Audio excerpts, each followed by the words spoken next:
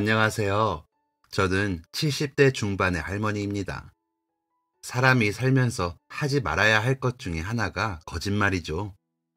하지만 살다 보면 불가피하게 하게 되는 게 또 거짓말인 것 같아요. 나이가 이만큼 들고 나서도 가끔은 거짓말을 하게 되는 것 같네요. 그렇다고 누군가에게 피해를 주게 되는 거짓말은 하지 않습니다. 손주들한테 망태기 할아버지 이야기를 하거나 도깨비 이야기를 하는 것도 거짓말이라면 거짓말이니 그럴 때 거짓말을 하게 되더라고요.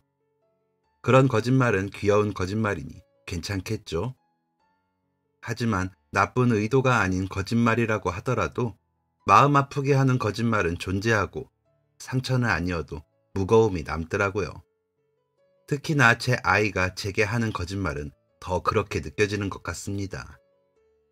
자식이 하는 거짓말은 오래도록 가슴에 남아 웃고 울게 하더라니까요. 자식의 입에서 나오는 말은 부모에게 그만큼 큰 힘이 있는 것 같습니다. 저는 지방 작은 도시에 살고 있습니다.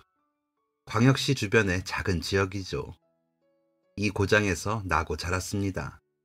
저희 남편도 마찬가지이고요. 어릴 적부터 알고 지낸 사이는 아니지만 서로 알고 지내는 친구들이 겹쳐 아름아름 아는 사이라고나 할까요? 그래서 저희 결혼식도 동창회 같았고요.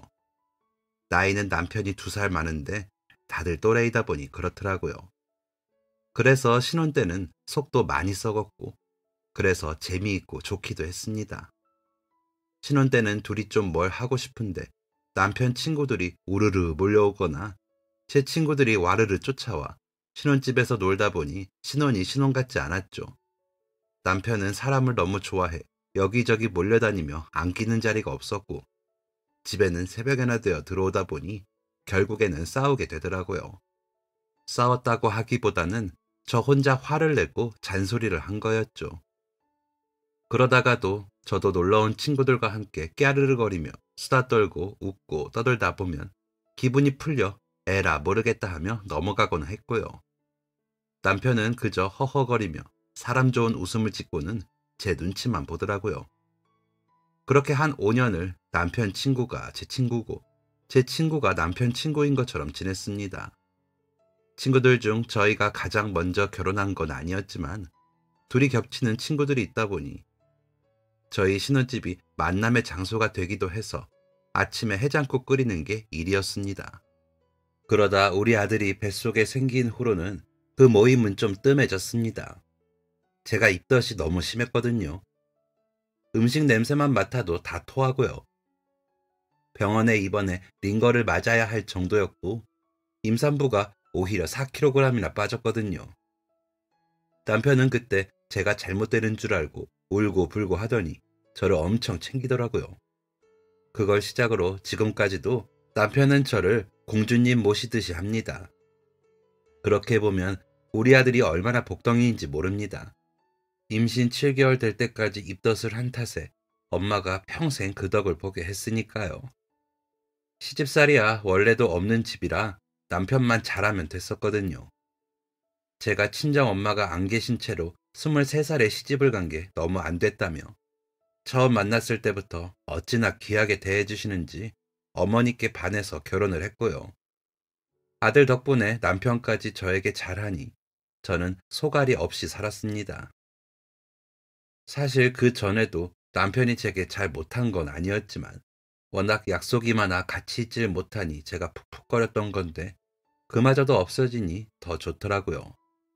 욕심이 많은 편이 아닌데도 그때는 남편에 대한 욕심이 어찌나 나던지요. 그런 게 신혼의 묘미였던 것 같기도 합니다.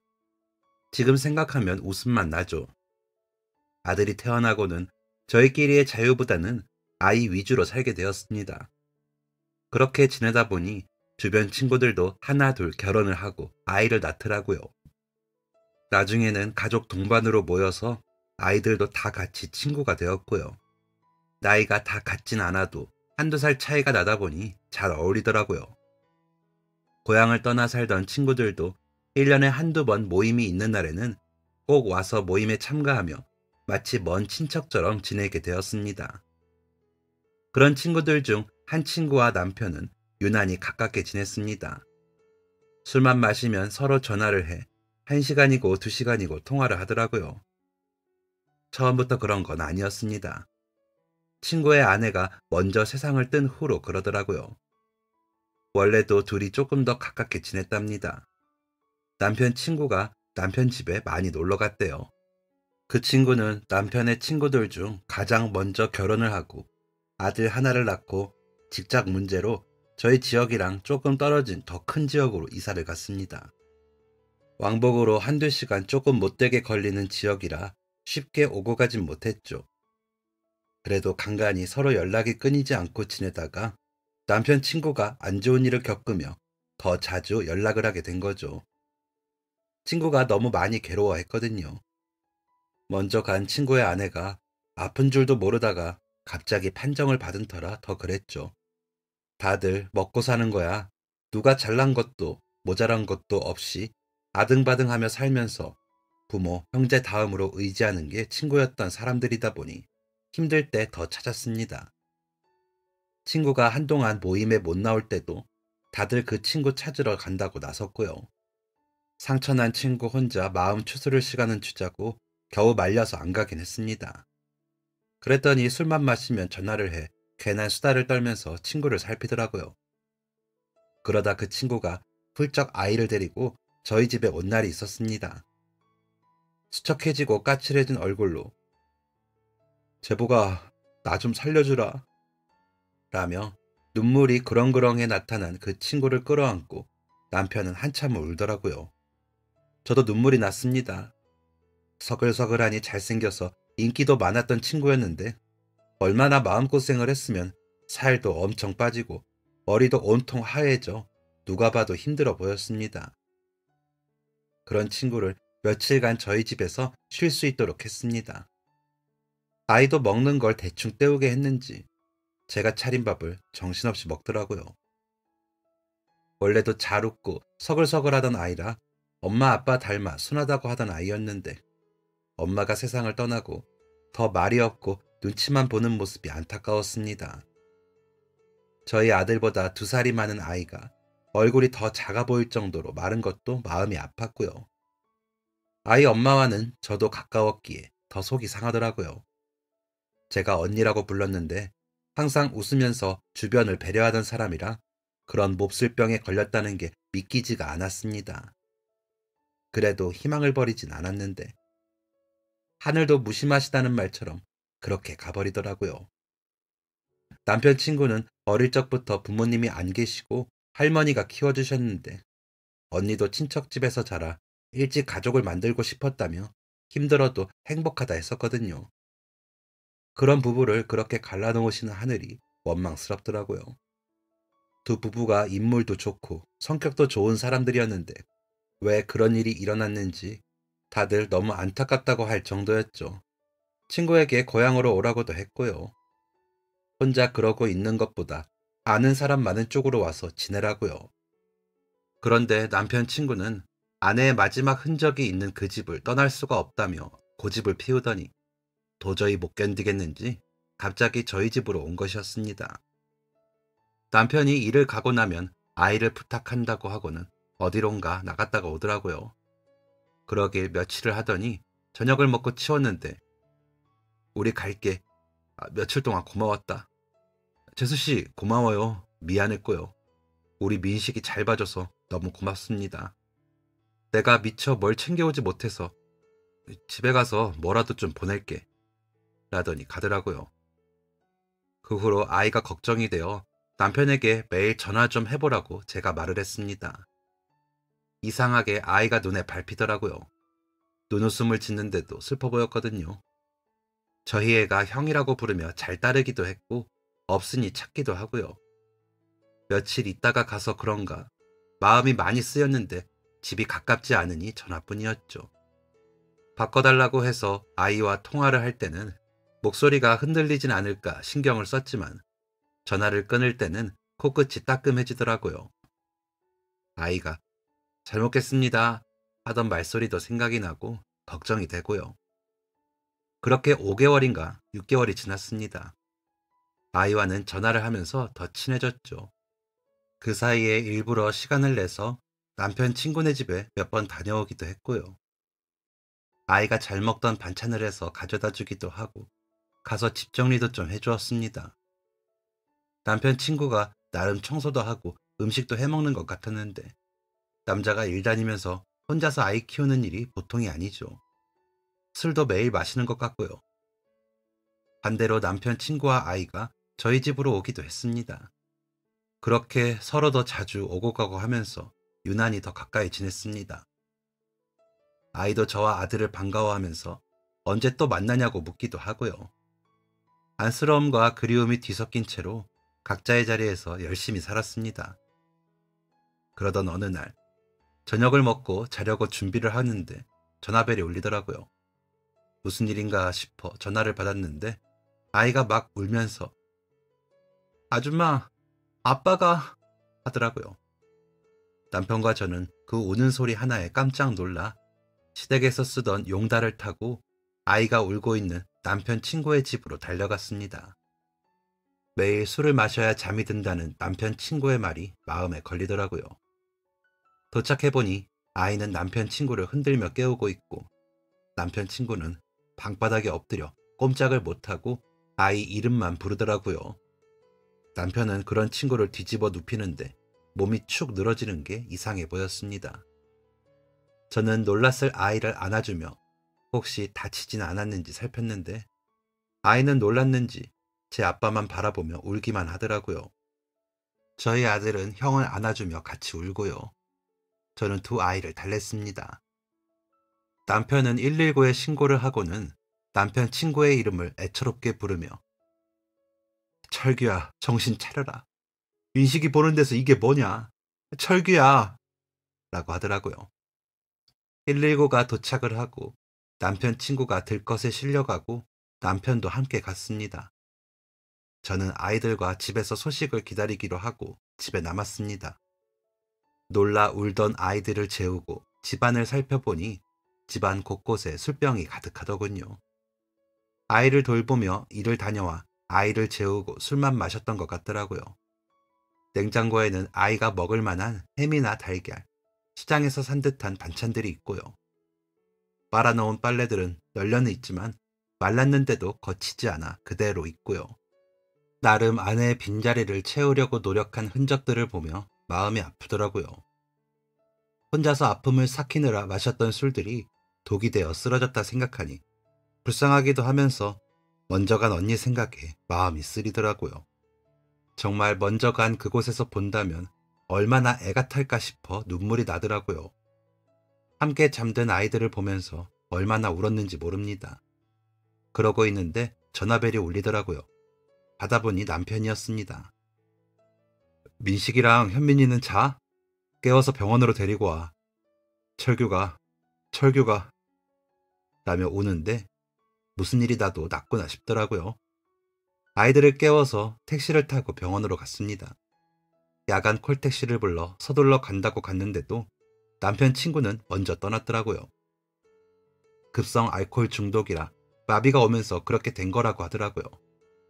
아이는 아빠가 먼저 떠났다는 말에 울면서 숨을 제대로 못 쉬더니 쓰러졌습니다.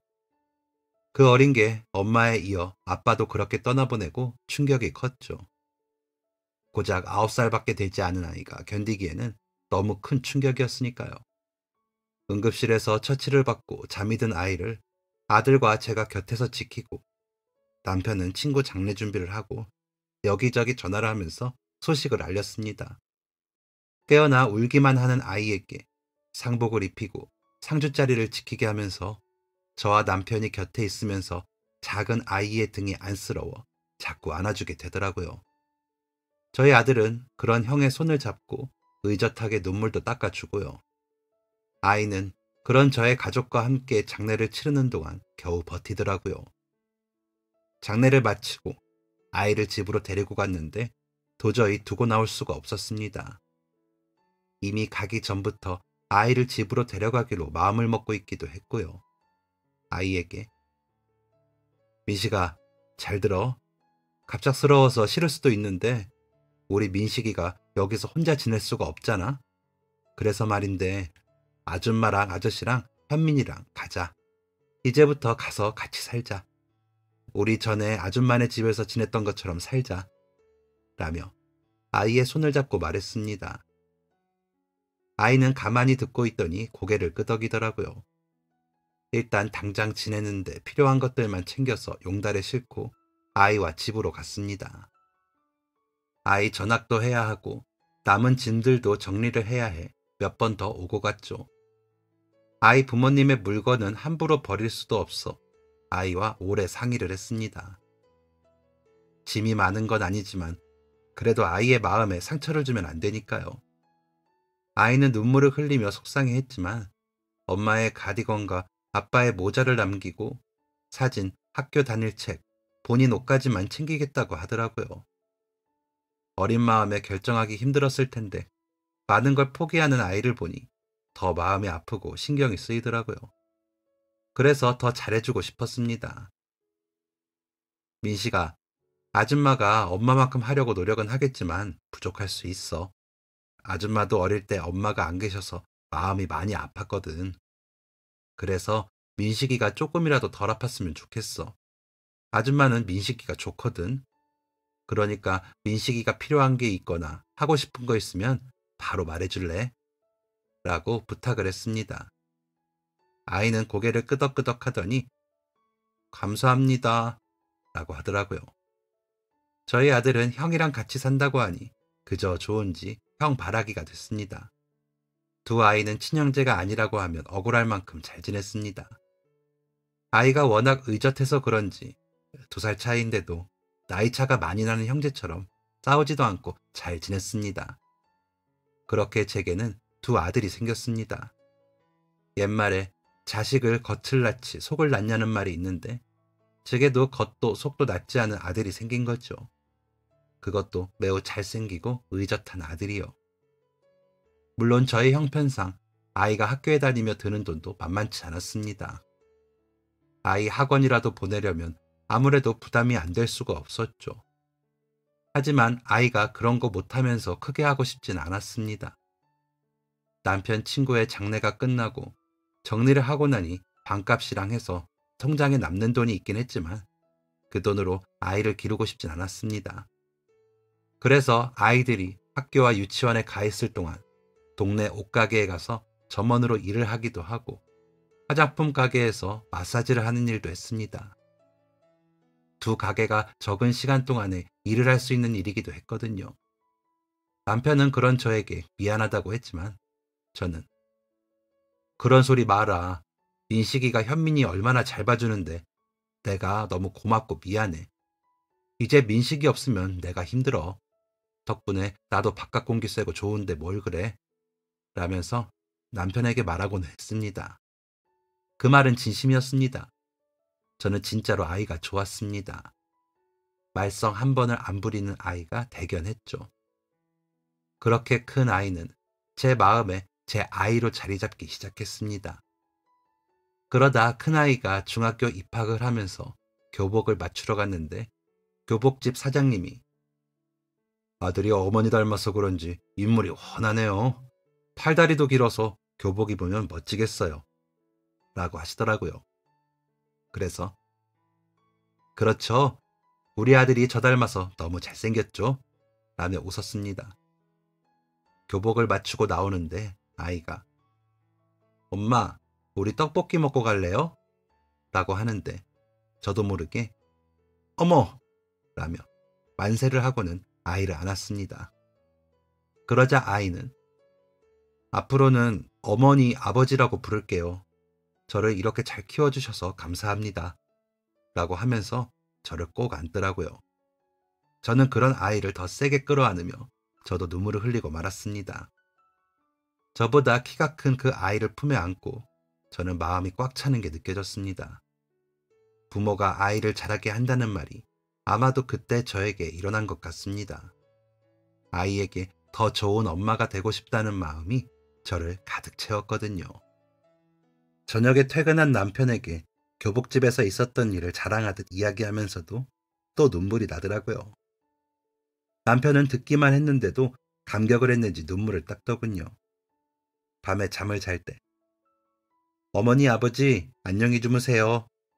라는 아이에게 남편은 팔을 벌려 다가가 안아주더니 고맙다, 우리 아들. 이라며 인사를 하더라고요. 그렇게 저희는 누가 봐도 다복한 네 식구가 되었습니다. 큰애는 성실했고 막내는 개구졌지만 두 아이 다 착하게 자라줬습니다. 그렇게 두 아이 키우면서 저와 남편이 열심히 살면 다 잘 되겠거니 했습니다.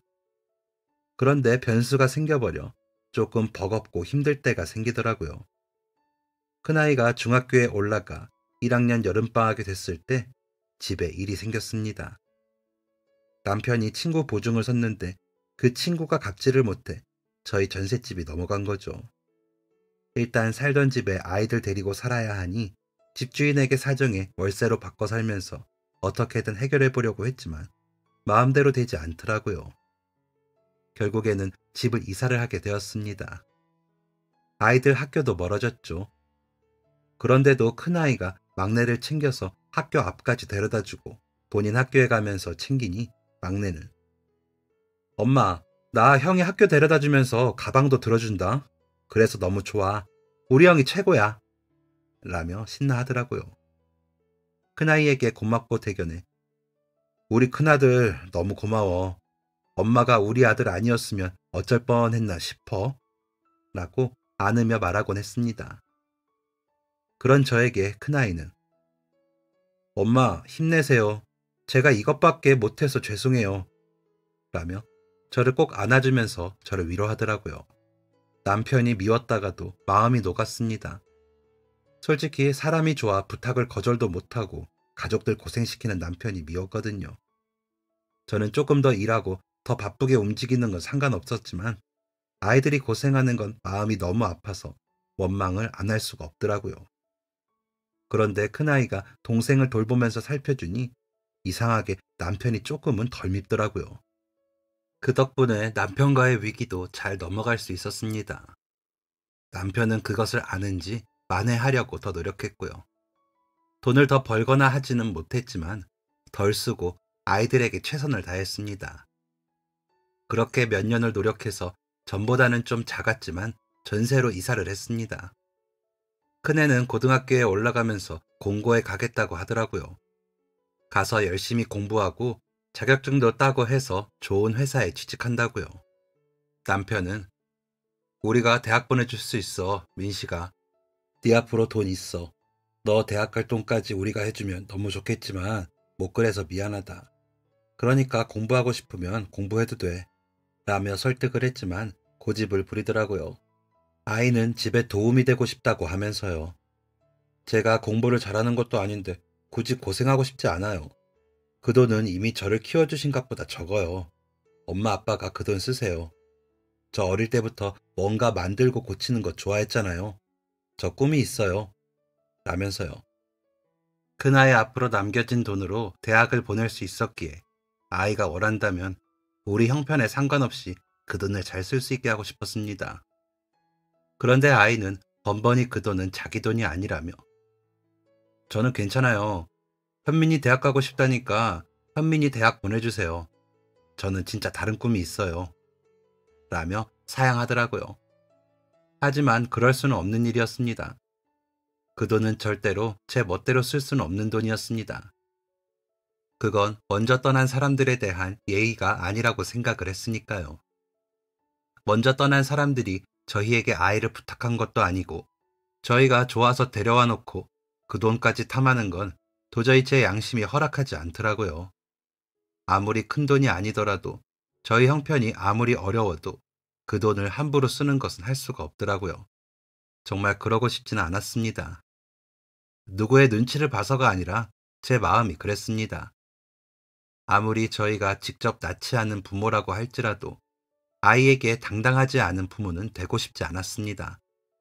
그래서 돈은 아이가 고등학교 졸업하면 주기로 했죠. 1,000만 원 정도의 돈이라면 아이가 하고 싶은 일을 할 수 있을 것 같아서요.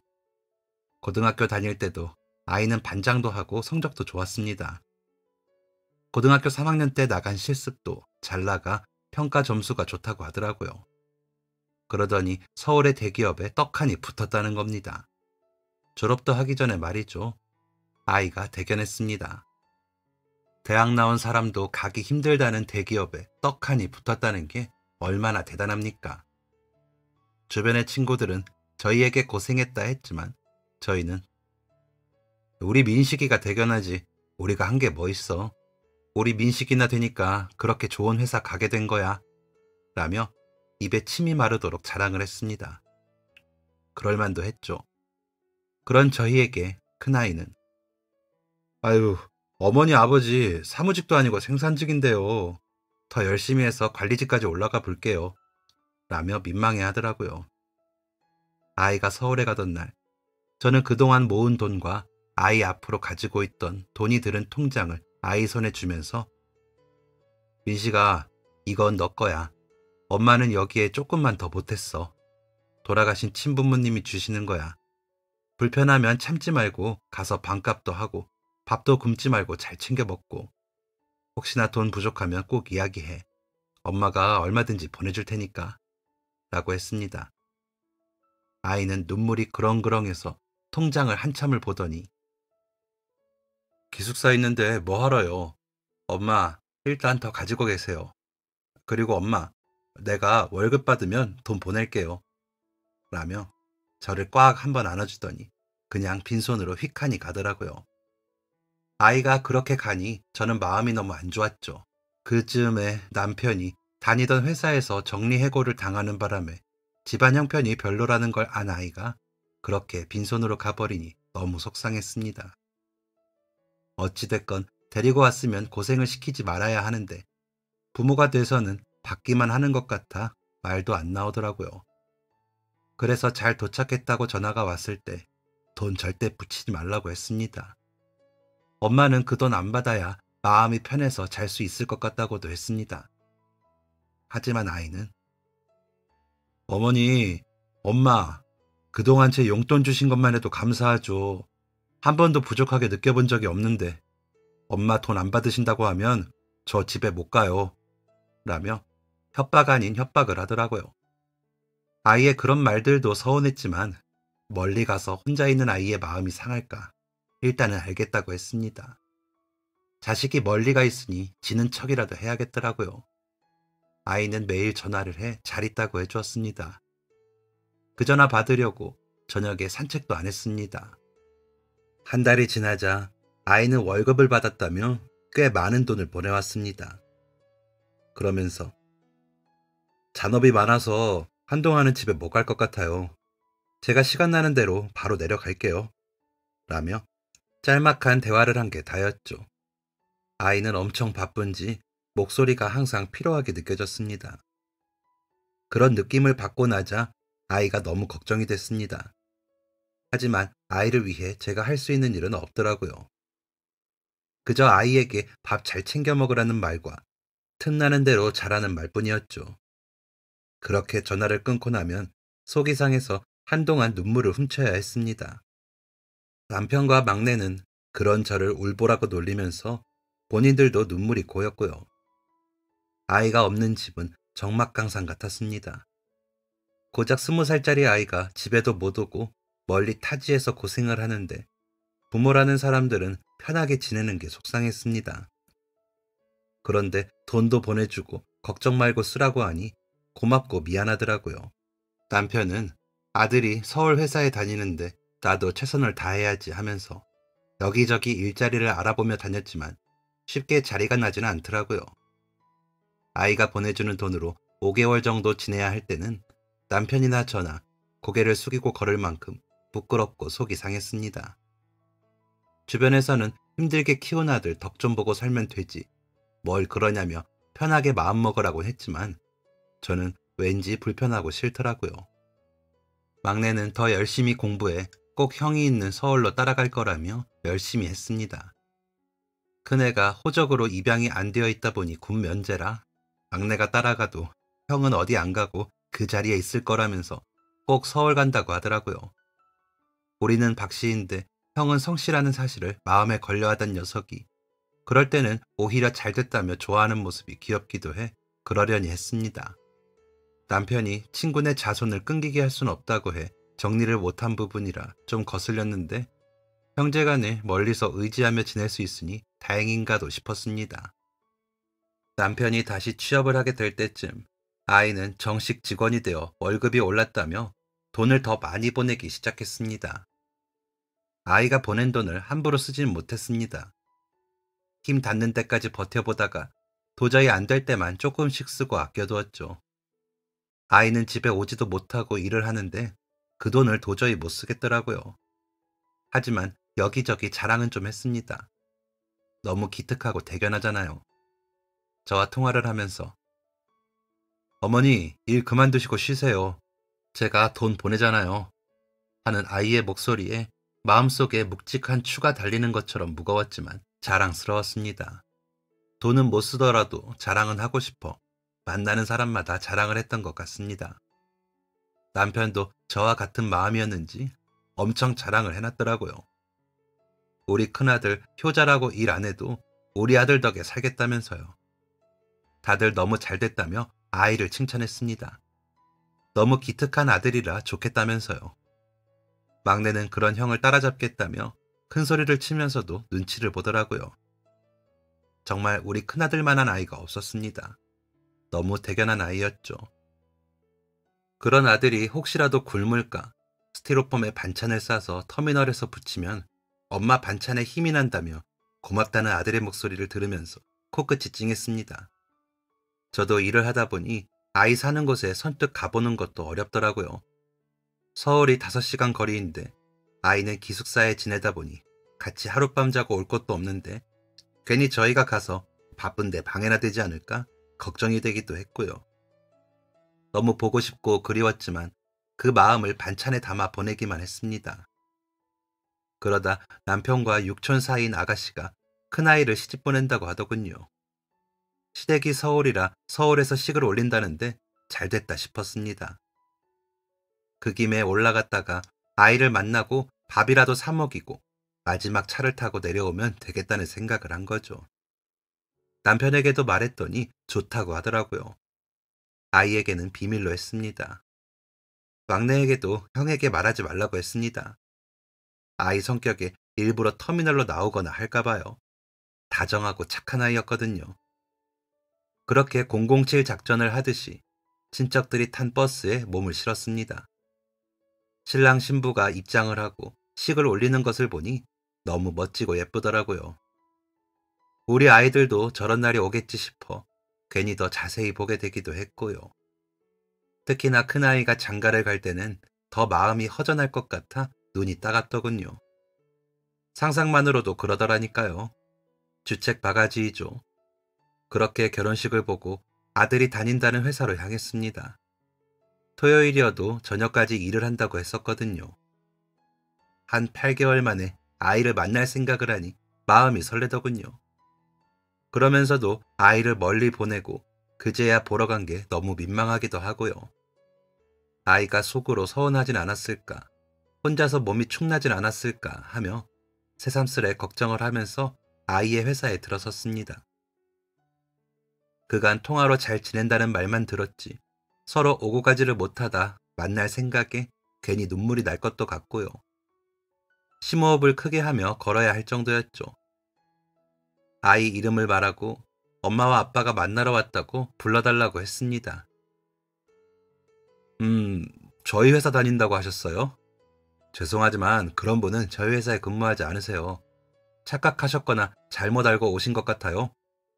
라는 말을 들었습니다. 네? 그럴 리가요.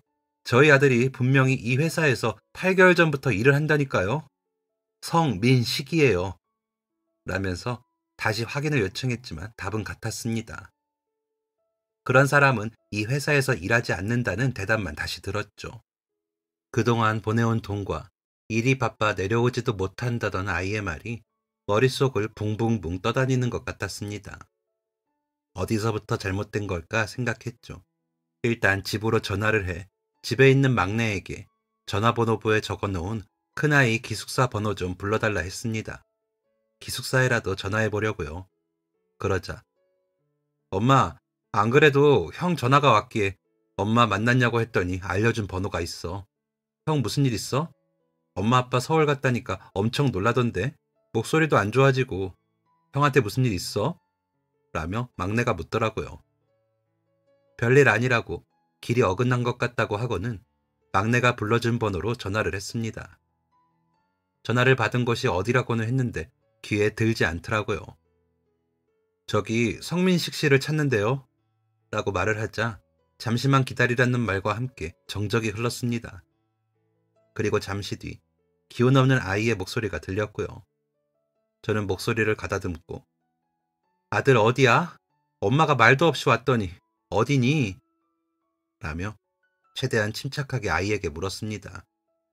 남편은 곁에서 아무 말도 않고 보기만 하고요. 아이는 엄마 미리 말씀을 하시지. 지금 어디세요? 제가 모시러 갈게요. 라는데 곁에서 아이를 찾는 목소리가 들리더라고요. 그래서 제가 가겠다고 했습니다. 아이가 겨우 털어놓은 곳으로 택시를 타고 가면서도 마음이 무거웠습니다. 생전 그런 적이 없던 아이가 8개월이나 거짓말을 하고 보내온 그 많은 돈들은 도대체 어떻게 보낸 건지, 혹시나 나쁜 일에 말려든 건 아닌지 걱정이 됐거든요. 나쁜 곳에 잡혀서 집에도 못 오고 혼자서 고생하는 아이가 상상이 되면서요. 도착한 곳은 동대문 시장이었습니다. 토요일 저녁인데 한산하더라고요.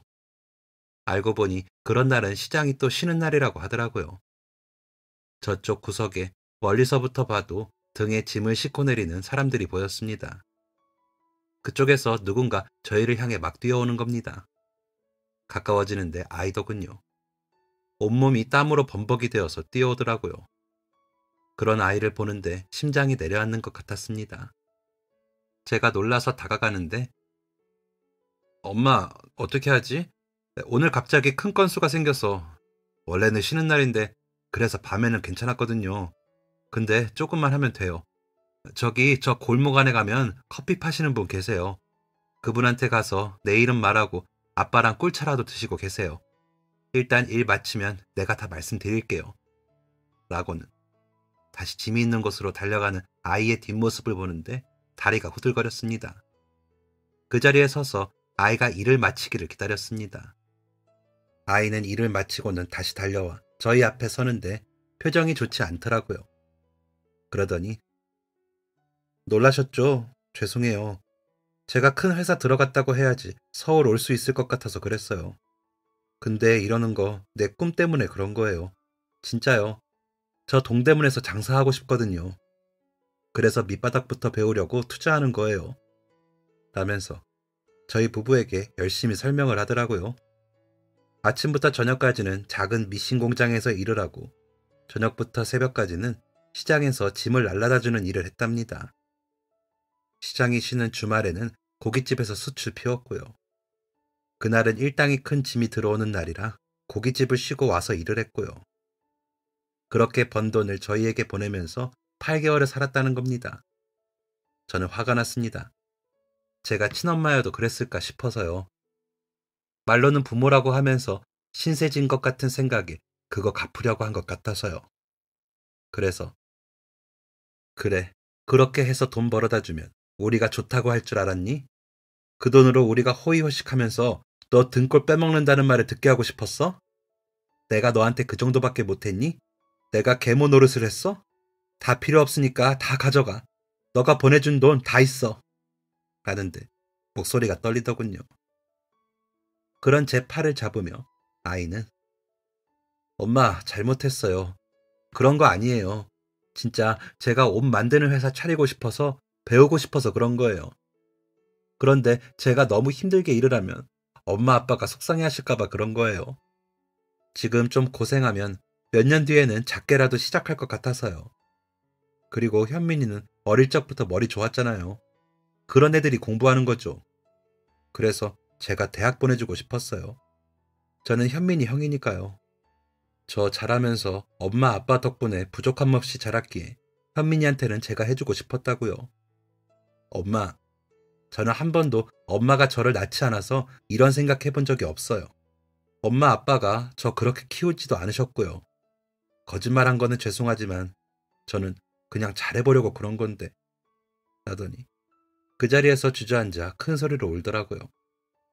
한 번도 본 적이 없는 아이의 모습에 놀라기도 했지만 제가 제 감정에 취해 아이를 속상하게 한 것 같아 미안하더라고요. 아이의 마음을 다치게 한 것 같아서요. 그 마음은 입 밖으로 나오지 못하고 아이를 붙들고 저도 엉엉 울어버렸습니다. 남편은 내가 못나서 식구들을 이렇게 속상하게 한다 라며 울고요. 한밤중에 동대문 시장 뒤편에서 엉엉 우는 모습은 너무 이상했겠지만 그날 밤 저희는 다시 한번 끈끈해지는 계기가 됐습니다. 아이가 지낸다는 작은 방에도 가보고 싸간 반찬도 작은 냉장고에 채워주고요. 겨우 셋이 누워도 꽉 차는 공간에 끼어 누워 그간에 어떻게 지냈는지 밤새 이야기도 나눴습니다. 아, 방에 도착하기 전에는 아이가 잘 간다는 국밥집에 가서 밥도 먹어보고요. 아이는 그 집밥을 먹으면서 제 생각이 많이 났다며 같이 오고 싶었다고 하더라고요. 제가 옛날부터 국밥을 좋아했거든요. 눈은 퉁퉁 부어 남편과 반주하면서 웃었습니다. 아이는 서울에서 옷을 직접 만들어 동대문 시장에 점포를 내어 팔다가 그 옷을 브랜드처럼 만들고 싶다고 하더라고요. 그래서 서울로 왔다고요. 그동안 집에 보낸 돈은 동생 학비로 꼭 써달라며 안 그러면 동생한테 면목이 없다고 하더라고요. 아주 신신당부를 했습니다. 그래서 가지고 있던 돈 이야기를 했더니 엄마, 내가 그 돈을 받으면 아주 천하의 나쁜 놈이죠.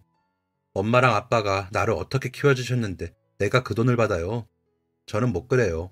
저 나쁜 놈 만들지 마세요. 그 돈은 지금 당장 급한데 쓰세요. 그리고 제 걱정은 마세요.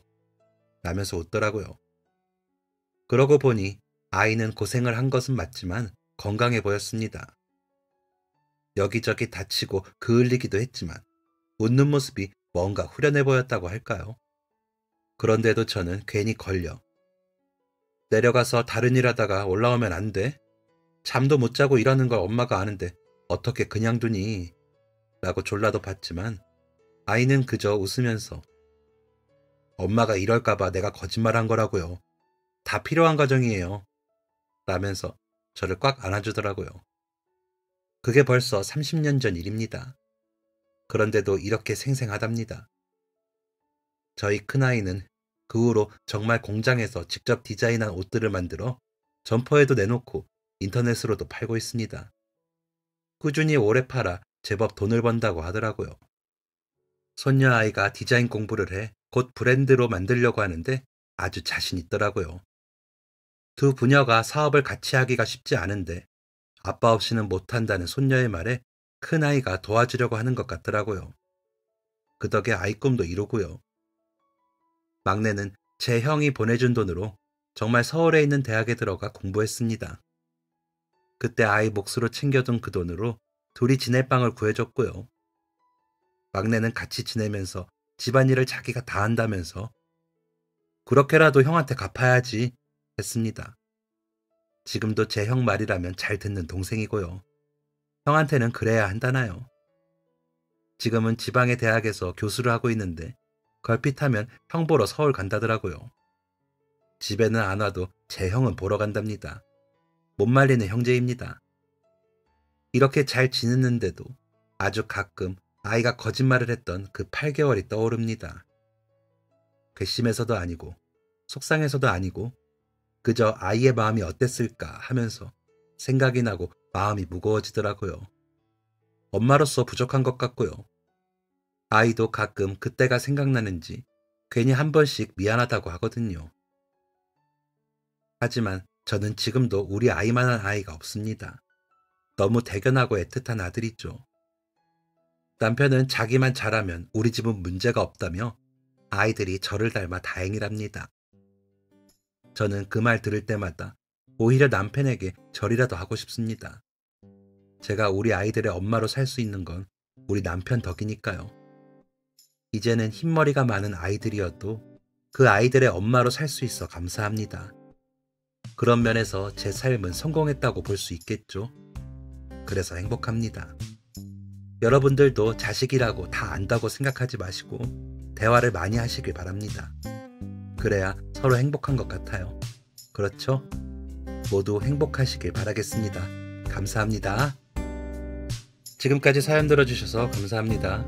사연이 재밌으셨다면 구독과 좋아요를 눌러주세요. 감사합니다. 안녕히 계세요.